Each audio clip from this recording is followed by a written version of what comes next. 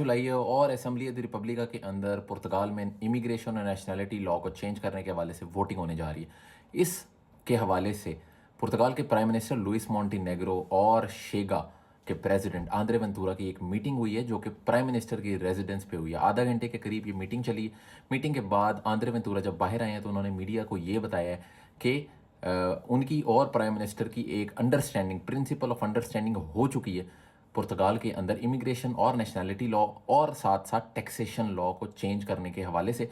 उनका ये कहना था कि हमारी पार्टी के जो लीडर्स हैं वो आज रात असेंबली ऑफ रिपब्लिका के अंदर बैठेंगे और इस पे चीज़ों को डिस्कस करेंगे और एक ऐसी अंडरस्टैंडिंग और ऐसा लॉ लेकर आएंगे जिसमें दोनों पार्टीज जो कि अलायंस डेमोक्रेटिका, पीएसडी और शेगा की बातें मानी जा सके और सुबह वोटिंग से पहले पहले उनके पास एक ऐसा ड्राफ्ट आ जाएगा जिस पे दोनों पार्टीज जो हैं एक्सेप्ट कर लेंगी। नेशनैलिटी लॉ को चेंज करने के हवाले से उनका ये कहना था कि बिल्कुल इस वक्त पुर्तगाल पूरा जो है और पुर्तगाल की आवाम वो चाहती है कि नेशनैलिटी लॉ को चेंज किया जाए, इमिग्रेंट्स के लॉ को चेंज किया जाए और साथ साथ टैक्सेशन जो टैक्स के लॉज हैं उन पे भी कोई तब्दीली वो लाना चाह रहे हैं। तो अभी तक की जो सिचुएशन उसके मुताबिक लग ऐसा रहा है कि दोनों पार्टीज़ के अंदर अंडरस्टैंडिंग हो गई है, लेकिन ये रात को बैठ के कन्फर्मेशन होगी और सुबह ही पता लगेगा कि कौन से पॉइंट्स एक्सेप्टेड हैं और कौन से पॉइंट्स जो हैं वो एक्सेप्ट नहीं किए गए और क्या हुआ है। तो ये वोटिंग जो होने जा रही है कल, इसके हवाले से तमाम की तमाम अपडेट्स आपके साथ शेयर करते रहेंगे।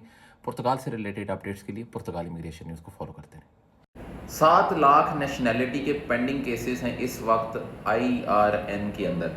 इस सिचुएशन को बेहतर बनाने के लिए गवर्नमेंट ने कुछ इकदाम किए हैं। वो इकदाम क्या हैं? सबसे पहले लिस्बन जो रजिस्ट्री है उसके अंदर 4 नए स्टाफ जो है वो काम शुरू कर रहे हैं।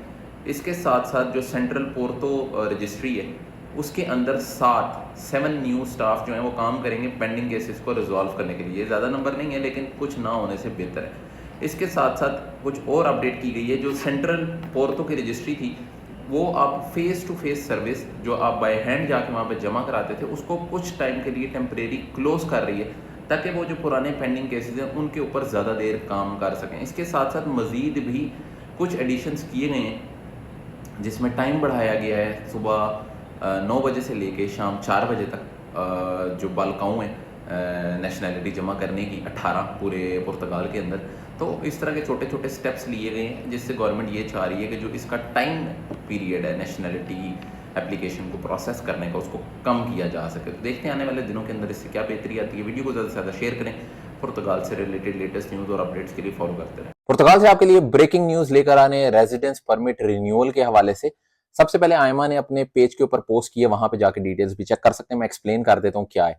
आयमा ने ये बताया है कि अगर आपका रेजिडेंस परमिट 30 जून 2025 से पहले एक्सपायर हुआ है तो उसका तरीकाकार क्या होगा। आप 2 तरीकाकार उन्होंने बताए, एक 30 जून से पहले वाले और एक 30 जून के बाद आने वाले दिनों के अंदर जिनका एक्सपायर होगा। सबसे पहले 30 जून से पहले अगर आपका रेजिडेंस परमिट एक्सपायर हुआ है तो आने वाले दिनों के अंदर लाइन वाइज बारी बारी फरवरी 2020 से लेके अब तक जितने रेजिडेंस परमिट एक्सपायर हुए उनको एक ईमेल आना शुरू होगी।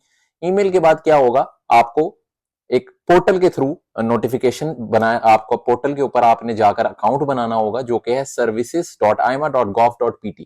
ठीक है, जब आपके अकाउंट बन जाएगा इसके बाद नेक्स्ट स्टेप क्या होगा कि आपके जो क्रेडेंशियल्स हैं वैलिडेट होंगे। वैलिडेट होने के बाद आपको एक पेमेंट का डॉक्यूमेंट जनरेट हो जाएगा जिसको DUC बोलते हैं। जैसे वो डॉक्यूमेंट जनरेट हो जाएगा आपने 10 दिन के अंदर अंदर इसकी पेमेंट करनी है। मायने में रखना है 10 दिन के अंदर।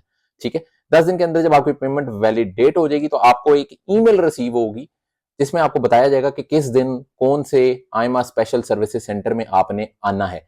ठीक है, उस दिन आप जाएंगे, आपके बायोमेट्रिक्स होंगे और आपके डॉक्यूमेंटेशन को चेक किया जाएगा। जो भी रिक्वायर्ड डॉक्यूमेंटेशन होगी वो ईमेल में लिखी भी आएगी। सारे डॉक्यूमेंट्स को एनालाइज करने के बाद आपको कार्ड जो है वो डिलीवर कर दिए जाएंगे। ये है 30 जून से पहले वालों का प्रोसेस। 30 जून से बाद वालों का प्रोसेस में नेक्स्ट पार्ट के अंदर बताता हूँ।